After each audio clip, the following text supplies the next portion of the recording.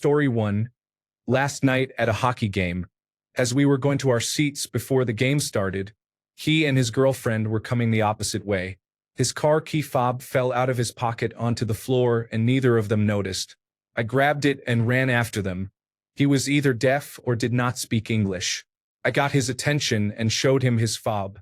The look of relief and thanks on his face was profound. We nodded at each other and parted ways.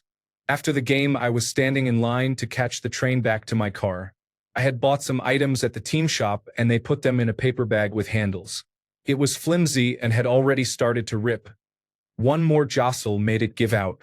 I put my phone down on the railing and picked up my things. I inadvertently left my phone on the railing with my digital train tickets but did not realize it until about 2 minutes later when I patted my pockets. Right then a hand from behind tapped me. It was the same man whose fob I had saved 3 hours earlier. It was my turn to experience panic followed by immediate relief. When we recognized each other, we had a record scratch moment and then both burst out laughing.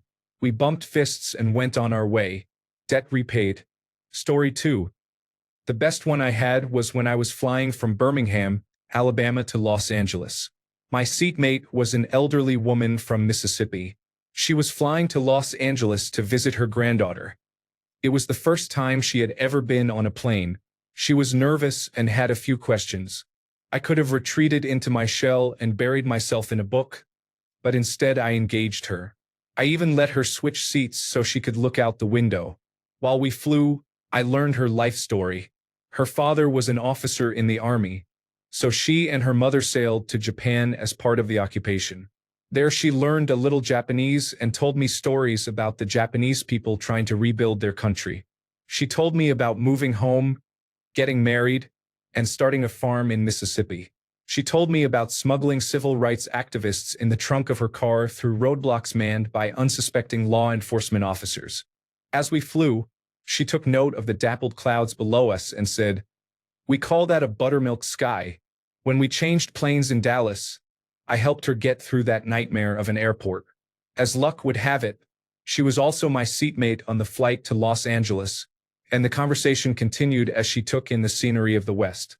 Upon arrival at the Los Angeles airport, I helped her with her suitcase at the baggage carousel and waited for her granddaughter to pick her up.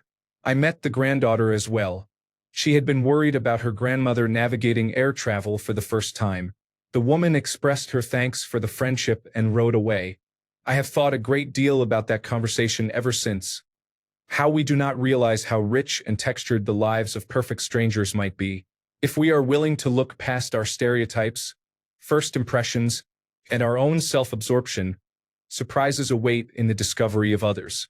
To this day, 15 years later, whenever I look up to see small puffs of cloud dotting the sky, the term buttermilk sky always comes to mind. Story 3. I pulled into a gas station and saw a man standing by his truck with jumper cables. We made eye contact and he raised the cables as if asking for help.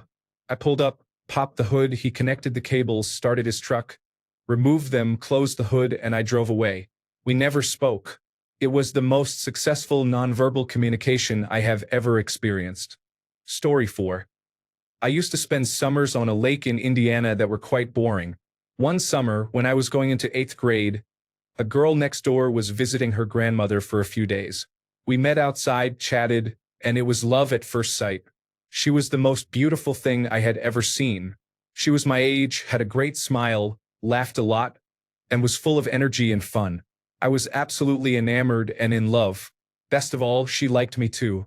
We spent the next 2 days flirting, hanging out, watching movies and swimming, normal teenage things. On the last night, we were outside after dark, goofing around on the front lawn. We had one of those movie moments when we both looked at each other in silence and knew what was about to happen. We made out. It was magical.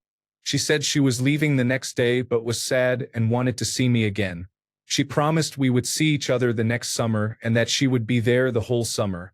We lived in different states.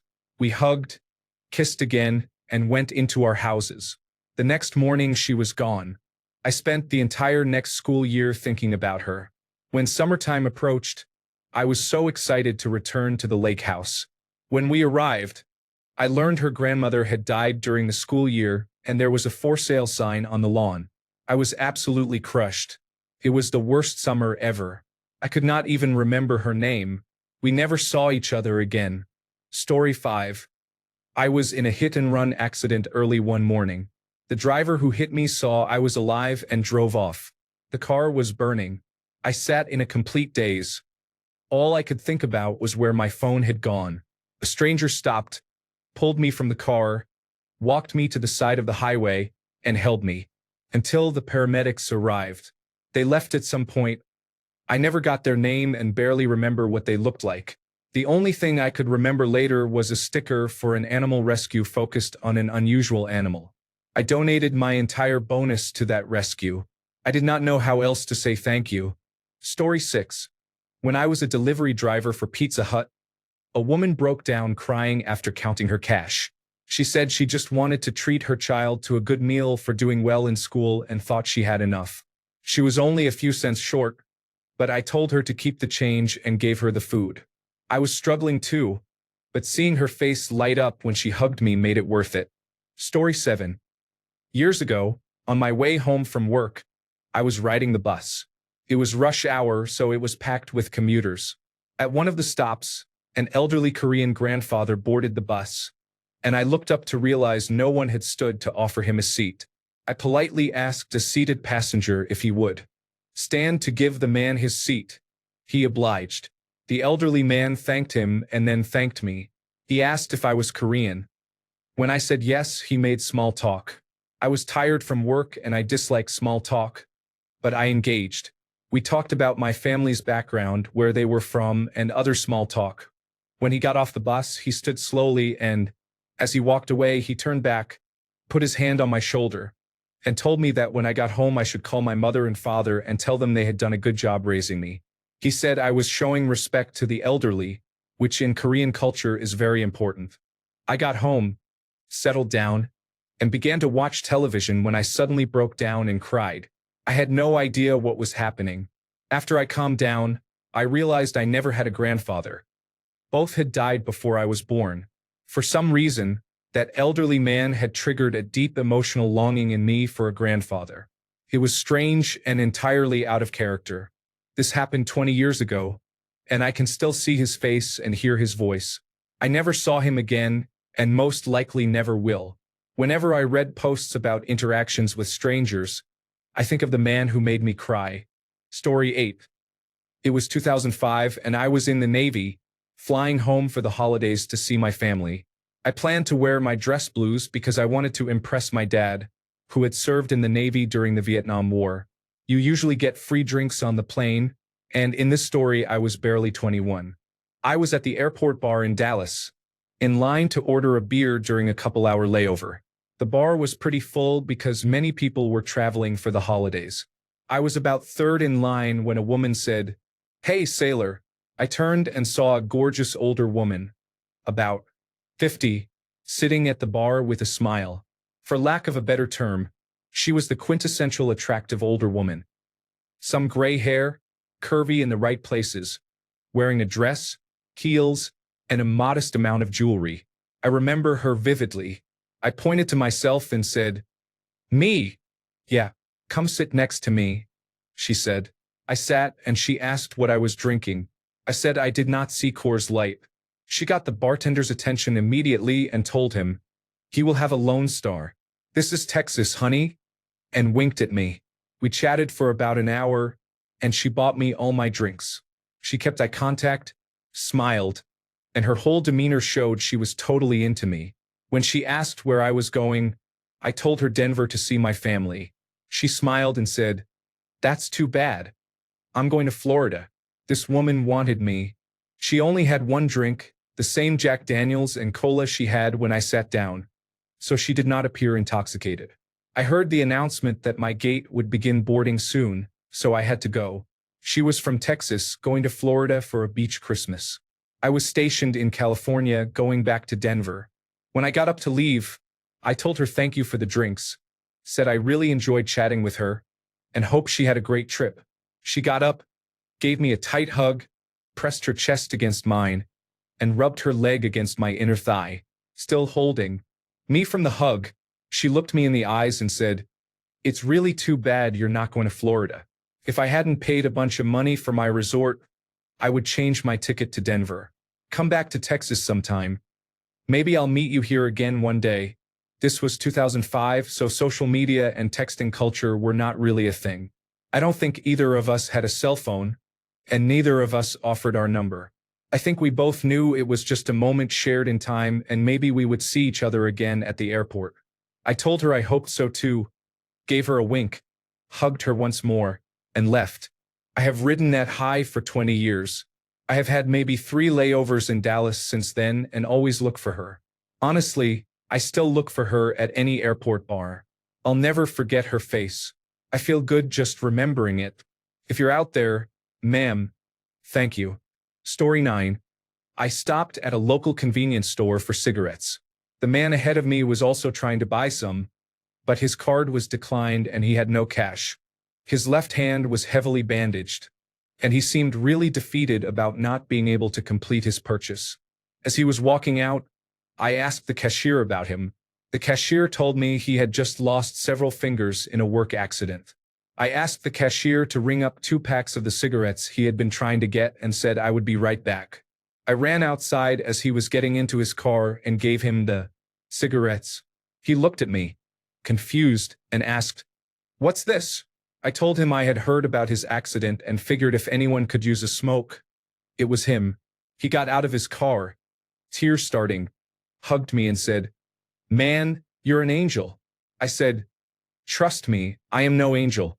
I just knew I could help you today." We talked for another minute or so. I wished him a Merry Christmas, since it was early December, and told him I hoped he healed quickly. He hugged me again, smiling from ear to ear, and I went back inside to finish my purchase. Story 10. The one time I bought a band shirt. I liked the design but had never listened to the band. I was 15 and at the mall when a big man with long hair made a beeline for me. His first words were, "I love that shirt. What is your favorite song?" I immediately regretted buying the shirt. I told him I was not familiar with the band. He instantly became excited, said it was his favorite band of all time, and recommended songs to start with. He was the most supportive person I have ever met. He was probably 10 to 15 years older than I was. We spoke for about 20 minutes about music, and I never saw him again. Story 11. I asked my friend for a hair tie, and she didn't have one. A stranger nearby heard and gave me hers. I miss her. Story 12. Cried with a stranger at 2 in the morning outside a kebab shop. Peak character development. Story 13. I was having a really bad day at Chicago O'Hare Airport. It had been a long day of travel with delays and headaches, and I was completely exhausted at 11:30 in the evening in January. I remembered I had parked in parking lot 4C but could not figure out how to get to it. I tried to cross the walkway, but a gate blocked access. I could not find the tunnel I had used earlier. I had come from a warm destination and did not have a coat, which was my fault. After being outside and walking for about 45 minutes trying to find the lot, I was cold and hungry, and I had a panic attack in the middle of baggage claim. I will never forget the hospitality 2 Irish women showed me, Nancy in particular. She gently came up and asked if I was okay. I explained the situation. She hugged me, and they walked around the airport with me, looking for assistance and a way to the parking lot. They gave me the strength I needed to continue my journey home, a 2-hour trip. We finally found the entrance to the parking lot in the freezing cold. They told me I would be okay and sent me on my way. I am forever grateful to Nancy and her friend. Story 14. I was out with my sister when we noticed an older man struggling to load a wardrobe into his truck. I walked over and offered to help. He thanked me and I helped load and secure the wardrobe. He offered to pay me, but I said no. I am just happy to help when I can. He understood and wanted to shake my hand to say thanks. During the handshake, he slipped a $20 bill into my hand, smiled, and walked away. Story 15. My wife and I were on a river cruise and arrived in Nuremberg after a bus ride from Prague with several suitcases that we had to roll across 5 lanes of traffic. Someone pointed out that if we went down the stairs, we could go underneath all the traffic, so I told my wife to wait and started carrying 2 pieces of luggage down. Out of the blue, People we did not know grabbed the suitcases for us, carried them down, and helped my wife as well. They said, "Have a nice day," smiled, and we never saw them again, but it made our day. That was the start of our 2-week river cruise. Story 16. It was a Tuesday in September 2001, around 3 in the afternoon. There was nothing else I could do, and I needed more than anything to get my family together in one place. I was headed west on the District of Columbia's Orange Line. The cars were like sardine cans. I was literally pressed up against a slightly older professional woman. We were strangers, different races, ages, and genders, basically in an intimate embrace for about 45 minutes. Early on, I looked at her and said, "I am so very sorry." She looked at me with a maturity, a deeply sad calm that I will never forget, and she said, "It's okay. Today we are all in this together. I hope with all my heart that she is doing well." Story 17. I was standing at a urinal in the mall when a man in one of the stalls seemed to be fighting for his life. At the next urinal, a stranger had just started his urination around the same time, and we became the captive audience to an absolute symphony coming from across the room. It was everything across the scale, multiple octaves of flatulence echoing throughout the empty bathroom. After trying to stifle my laughter, I couldn't help but giggle. The man beside me heard me and laughed outright. While the man in the stall kept letting loose, the two of us laughed until we had tears in our eyes. We quickly finished, washed our hands, and left. Whether it was the smell or the laughter, I can't be sure. Story 18. During the September 11th attacks, I held a young woman's hand as we looked up and cried. Could have been an hour or a minute. We hugged and parted ways. I never saw her again. Story 19. It was my senior year of high school, the day of my senior prom. I had found out my girlfriend had cheated on me with most of my friend group and a platinum-selling rapper whom I will not name. I was working at Blaze Pizza in Los Angeles and decided, forget going to prom. I will just work one last shift at the pizza place and then quit. I was extremely bummed and could not bear being in the same room as those so-called friends. Work was slow that day and a man walked in, a young guy in his early 30s. For some reason, we immediately clicked. I told him about my situation. He said, "Honestly, I barely even remember my senior prom except for some drama." I made his pizza for him and his wife and he left. About 15 minutes later, he came back. I immediately said, "Oh no, did I mess up your pizza?" He said, "I called my wife and told her about you. She said she loves you and so do I. I know you guys do not make much in tips, so I went to the bank. Beers on me tonight." He handed me $20.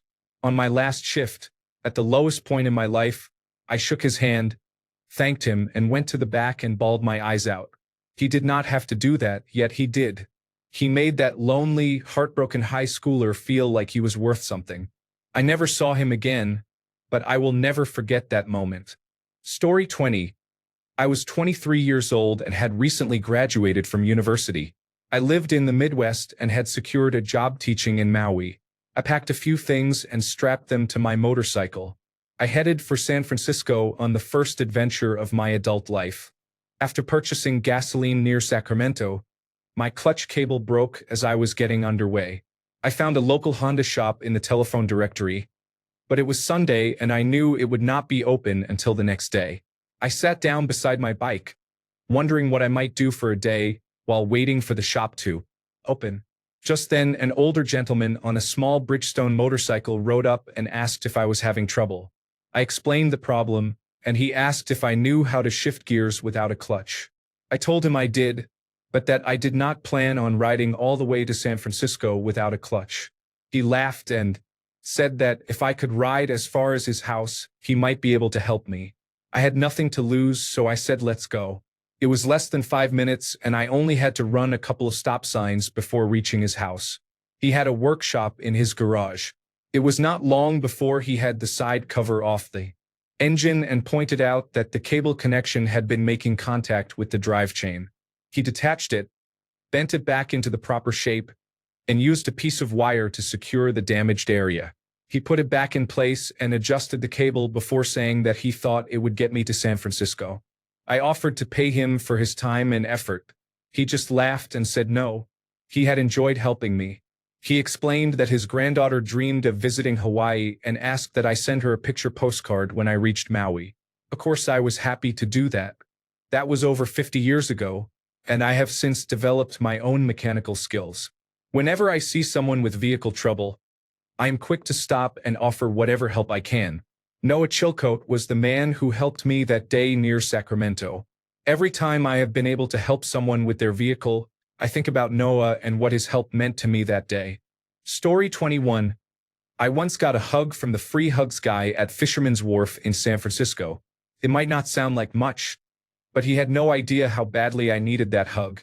It really helped me. Story 22. Short version.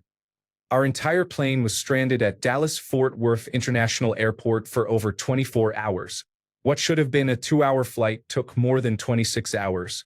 Although most services were closed, passengers stayed close and helped each other find places to sleep, to eat, and to watch each other's bags. When we discovered that Qdoba was open and served beer, those of legal drinking age shared a drink. Story 23. I was sitting in a bar in Georgetown, the Red Ram, in 2001 eating nachos. When the song Take It Easy started playing, everyone in the bar sang in harmony. Story 24. The day I was told I had a 5% chance of living the next 6 months, my husband was in bed with a migraine. He had tried to convince me he could come to my appointment, but every time he stood he began vomiting uncontrollably, so I made him stay home. I was numb for the rest of my walk to the bus stop. Even while I was waiting, I sat at the back on the big bench seat. At the next stop, a handful of people got on, and a very pretty woman dressed in office clothes sat next to me. About 2 minutes later, the news finally hit me and I burst into tears and began shaking uncontrollably. The woman sitting next to me did not say a word. She wrapped her arm around me, pulled me into a tight hug, and stroked my back and hair until I arrived at my stop. I extricated myself from her embrace and stood up, still crying. I looked her in the eye and told her that less than an hour earlier I had been told I had a 5% chance of living for 6 months and that I was absolutely fucking terrified. I said I would remember her on my deathbed because when it hit me and I burst into tears, I felt so fucking alone, and she made me feel loved. I told her I would always love her for what she had done for me. I walked down the aisle and got off the bus. As the bus pulled away, she opened the small rear window and shouted that she loved me too. I walked half a block home and climbed into bed with my husband and told him what I had been told. We screamed, cried, and raged at the world. We had intense sex, then went and bought a gram of heroin, went to a public toilet and injected. Afterwards, we bought ingredients for a homemade pizza, which we made in our bedroom, cooked in the kitchen, and shared with my husband's best friend, our housemate, who also cried with us. He played some music for us. I became overwhelmingly exhausted, fell asleep on the kitchen floor, and my husband carried me to bed. That happened on March 14, 2017. As of October 2025, I am still alive and flourishing. Story 25. I was standing in line at the Department of Motor Vehicles, bored and staring into space. Then a little girl who couldn't have been older than 3 or 4 turned around out of the blue, put her arms out, and gave me one of the purest hugs I've ever had. Not a word was spoken. It was all love. Her mother turned and gave me a warm, silent smile as her child hugged a complete stranger. I hadn't even noticed them while I was standing there, and then, all of a sudden, they were there. I think about it all the time. Story 26. In Australia, we celebrate our military on Australian and New Zealand Army Corps Day. One year, I went to an automated teller machine and noticed an elderly man sitting at a bus stop. I stopped to tell him there were no buses because it was a public holiday. He became very sad, so I asked where he needed to be. He said he was supposed to be in the march but had no way to get to the city. I had nothing else to do, so I offered to drive him. He spent the whole trip talking about the war, how it had been a privilege to protect his friends and family, and about the loss of so many others. I got him there safely, and the conversation stayed with me. Story 27. I once met a beautiful man at a bar. After drinks and a chat, he took me to the bathroom and gave me oral sex while I sat on the tank. While he did it, he was humming Baby Shark. I was there, knees hiked up, panties and jeans around my ankles, cold porcelain on my bare ass, getting ready to push him over because I was close. Then I realized he was vibrating his lips and going do do do do do do. It took me a minute to figure it out, and then I burst out laughing. Is that fucking Baby Shark? He looked up as if he had the right to act shy, and I couldn't stop laughing at the absurdity of the situation. I grabbed his hair, pushed him back in, and let the earworm hit me full blast. The fact that I remember this better than most of my encounters says something. It wasn't even that great, but I laughed so hard it didn't matter. Story 28. I met a homeless man while sitting on a bench. I struck up a conversation with him, and he told me his life story. We shared some laughs. It seemed like he just needed to get some things off his chest. I never saw him again, so I do not know what happened to him. Story 29. At an Oktoberfest event in a mountain town near where we lived, I was having stomach issues, so I went to a public restroom. There were two stalls next to each other. One was occupied and it was very quiet. I sat down to handle my business and could hear the man in the next stall struggling, pushing, grunting, and so on. I jokingly said, "Don't worry, bro. We'll get through this together." Without skipping a beat, the man stuck his hand under the stall and said, "I'm here for you too, bro." Not wanting to miss a perfect opportunity for a story, I grabbed his hand and held it. He strained and squeezed, and finally I heard progress. He let go of my hand and said, "I'll never forget this day, brother." I flushed, washed my hands, and walked out. I never saw the man come out and had no idea who he was. Story 30. I was at a Renaissance fair recently and had a long conversation with a woman about the logistics of soiling one's pants. It lasted 20 to 30 minutes and we were laughing a lot. I never got her name, but I do know how many times she had accidents in the last 5 years. Story 31. A random kid, maybe 12 to 14 years old, came up to me while I was cleaning my car in front of my house years ago. After a short greeting, he felt comfortable enough to talk about the tough time he was having at home. I listened and gave my best advice. I was about 20 at the time. Sometimes I wonder if I could have helped more. I never saw him again. I think about him sometimes and hope he is doing all right. Story 32. These stories would make a great collection of short films. Story 33. I had a chance to help a stranger with jumper cables. The grateful look on his face still remains in my mind. Story 34. Years ago, I traveled every other week for my job. My usual route ran from Pittsburgh to Dallas to Kansas City, Missouri. I met many interesting people during that time. On one trip from Dallas, I sat next to a young woman who was modestly dressed. I struck up a conversation and learned she was traveling to a convent to become a nun. She described how she had come to that decision and admitted she still had some doubts, but she could try it for 6 months before making a final commitment.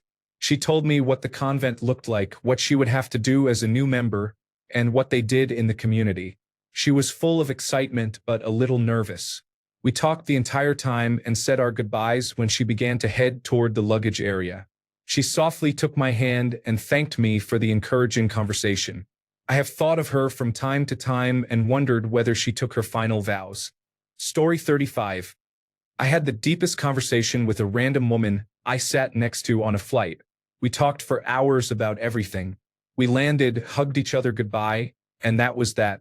I understood then why people go to therapy. It was cathartic. Story 36. I stopped at a car wreck that had just happened. A man, who we later learned was on drugs, had rammed into a girl's car. When I arrived, he had run through a fence and was doing donuts in someone's backyard. No one was stopping to help, so I went to her car, got her out, and moved her away from the chaos. I told her to wait there. I wanted to make sure we were out of danger from the man. I asked if she was okay. She nodded. The man plowed through other yards and kept driving. The police arrived quickly. I told them what happened, and they asked which way the man had gone. I said to follow the path of destruction. By then, an ambulance and a fire truck were on scene and checking on her. I went back to the girl and checked on her once more. She grabbed me and hugged me hard. We never spoke, and I do not know her name. There is a theory that we have hundreds of soulmates in our lifetime, some only for a moment. I think she was one of them. Story 37. I was on vacation in Alaska and I taught a 6-year-old Chinese tourist to skip rocks. We were at a beautiful mountain lake after a short hike with only about 10 people there. I skipped a rock across the water and heard a whoa from about 50 feet down the rocky beach. I smiled and motioned him over. He did not speak English, so I squatted to his level and showed him the steps. I picked up small, round, flat rocks to show the right kind and tossed jagged ones over my shoulder as examples of the wrong kind. I showed him how to hold the rock with the forefinger wrapped around it and demonstrated the throw in slow motion, explaining the whip with the finger and the forward spinning motion. We did this without speaking. Then I stood and threw for real. He tried, and the little boy got the rock to skip a couple of times on his second try. He was very excited. I had not thought about his parents. They were up the beach behind us, watching the whole time. I heard them say something to him in Chinese. Then he turned to me and said thank you. It was great. I still think about it sometimes. Story 38. A stranger saved me from drowning in the ocean. You were a real one, whoever you are. Story 39. About 20 years ago, I had an almost 24-hour layover at an airport on the East Coast. I was in the Marines and was either going home on leave or returning from leave. A young black woman who worked at McDonald's sold me some food. During the casual conversation at the register, I mentioned how long my layover was. After her shift, she decided to spend the rest of the layover with me. She found me at my gate and we hung out. It was wholesome and nothing sexual. No one was trying to hook up. It was one of the most random and memorable things to happen to me in the exciting life I had lived up to that point. Two people curious about each other, simply hanging out. Story 40. I was unlocking the coffee shop where I worked one morning in the city. Between the coffee shop and a restaurant stood a huge ornamental cherry tree in full bloom. A brief gust of wind caused all the blossoms to fall at once. It was beautiful. A silent shower of pink and purple petals slowly drifting down, so thick I could not see through it. Stood there staring. The whole shower lasted only about 5 seconds. As it thinned near the ground, I saw a woman on the other side, also staring in awe. When we noticed each other, we smiled and laughed. She opened the restaurant, went inside, and I never saw her again. It has been almost 30 years, and I still think about that moment now and then. Story 41. I am a 54-year-old man. In the early 1990s, when I was about 19 or 20, I took a train from Central California to Seattle. I was insecure and had few friends.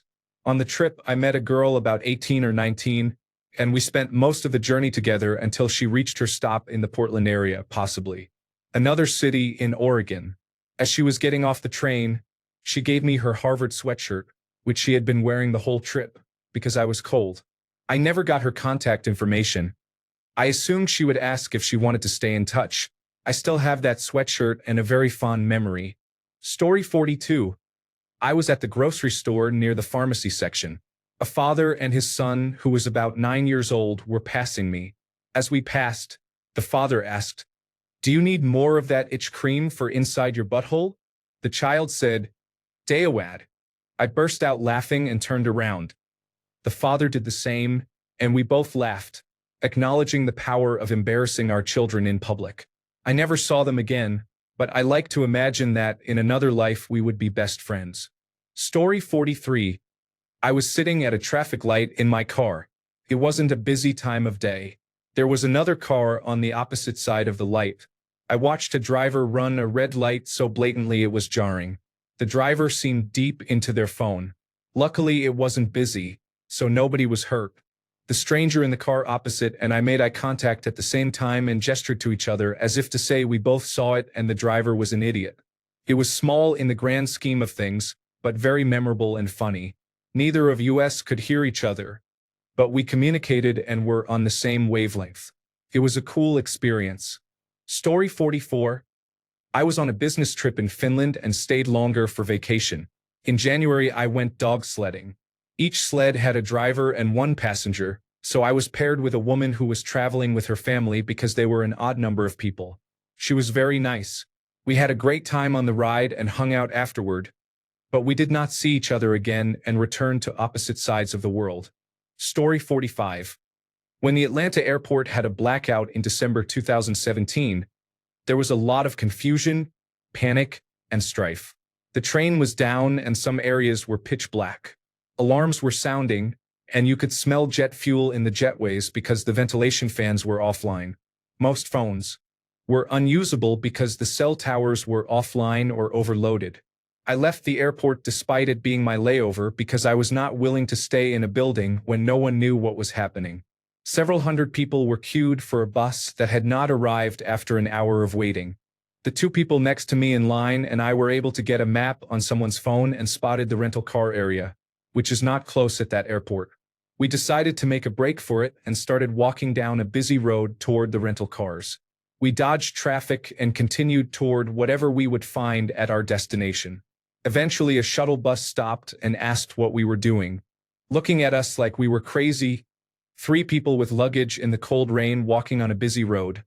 The driver offered to take us there. We all managed to get rental cars, which was lucky because it was chaotic inside. We had to drive our separate ways.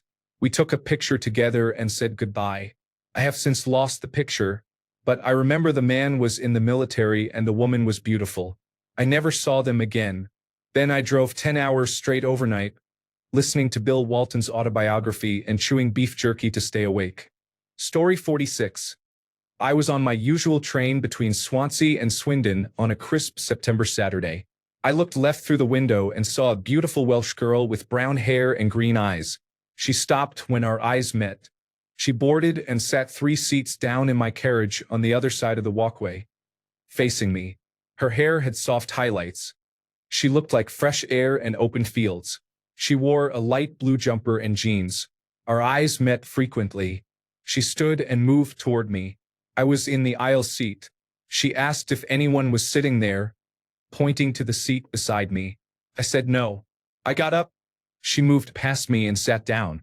She took out a book and began to read. I glanced at the older man opposite. He was looking at her. I glanced at her book. When the train stopped at Cardiff, she stood up. I got up and stepped out of the way. She brushed past me, picked up her bag, looked directly at me again, and walked down the aisle to get off the train. I thought briefly about following her, but I did not. Why I did not speak to her, I have no idea. It was a beautiful moment and I often think of it. Story 47. About 10 years ago, I was at a guitar center waiting for an employee to bring my new keyboard from the back. While I waited, I sat at a keyboard on the store floor and began to doodle. One of the songs I played was How Come You Don't Call Me Anymore by Prince. A woman walked up and asked if she had heard Prince, and if I could play that again. I started the song from the top. She sang along and had an amazing voice. A few shoppers gathered around the piano for our impromptu performance. When the song ended, we shook hands. She left, I paid for my keyboard, and I walked out. I always think of her, especially when I hear that song. Story 48. I was stuck overnight in a bus station when a man asked for a charger. I was watching a movie on my laptop and said go ahead and plug it in. I had a cable that fit his phone. We watched the movie together, and then he gave me $80 as a thank you. Another time I ordered a chicken sandwich and fries at the airport. I decided to save the fries and stuff them in my backpack because I was poor and needed the food for later. A man must have noticed and gave me $60 just because, so I could buy whatever I wanted. Maybe I look poor. I don't know the reason for the last one. Story 49.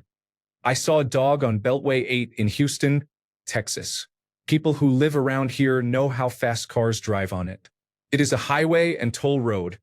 I am not sure how to define it. There were a lot of cars. I stopped on the side of the road and got out of my car to help the dog. A young man with a man bun did the same. We tried together, although he did a much better job than I did. Traffic slowed and some cars stopped. A police officer came by and literally stopped traffic. We were able to get the dog. The officer took him to the animal shelter, which is sad but less sad than getting hit on Beltway 8 and dying miserably. I never asked the man his name and never saw him again, but he saved that dog. He was a goddamn hero. Story 50. It was about 2001 or 2002 when I was heading up to Los Angeles from San Diego. I was on an Amtrak train when a staff member said we had a celebrity on board, Vin Diesel. I saw a man walking down the aisle and thought he looked like that actor, and he started to laugh. He jokingly said I owed him a beer and walked away. About 20 minutes into the trip, I went to the bar car and saw him and another man drinking a beer. I asked to join them and bought them both a beer. They were Marines heading to see family in Los Angeles, and we started to talk and joke around.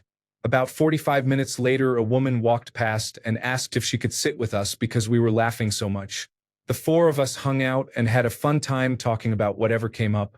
We arrived at Union Station, said our goodbyes, and parted ways. I hope they are all doing well and maybe thinking about that trip. Story 51. I was working the front door at a bar. A girl I had never seen before came up to me. We made small talk. She asked if she could hug me, so we hugged and she went inside. Maybe a minute later she came back outside. I said, "That was quick." She replied, "That is what she said," gave me a high five and walked away into the night. I never saw her again, sadly. Story 52. An attractive woman saw me trying to get a drink at a crowded bar. She came up to me and said, "What do you want?" "I'll use my breasts." She then returned and gave me a free beer. Story 53. I passed out on a London Underground train because I was sick. When I came to, a kind woman had put me in the recovery position and placed her jacket under my head. Someone informed station staff and they called an ambulance. I was taken off the train onto the platform so the train could continue, and this amazing woman stayed with me until the ambulance arrived, even though station staff were taking care of things. I know it is a long shot, but if you are a woman with light brown hair who remembers doing this at Oxford Circus Station on the Central Line about 8 years ago, thank you so much. Story 54. I was in New Orleans on a business trip a few years ago, sitting at the bar of a local restaurant by myself, enjoying seafood for dinner. 2 flight attendants from one of the major airlines walked in and sat at the bar next to me. It happened to be crawfish season, and they were determined to try crawfish for the first time. A few minutes later, the server brought out a large platter with 2 to 3 pounds of crawfish, and they were completely overwhelmed and had no idea how to eat them. I spent the next little while teaching them how to eat crawfish, and we had a great time talking and getting to know one another. Story 55. I went to practice guitar. The local library was holding a short guitar class. While waiting at the bus stop, a young man about my age started a conversation about my guitar case and asked what I was doing. I told him where I was going and he asked to join me. To my surprise, I agreed. We went to the class together but left shortly afterward. Story 56. I was working at a heritage site as an activity planner for a summer job. A man sat on a bench and noticed me. We talked about life and his work in Germany.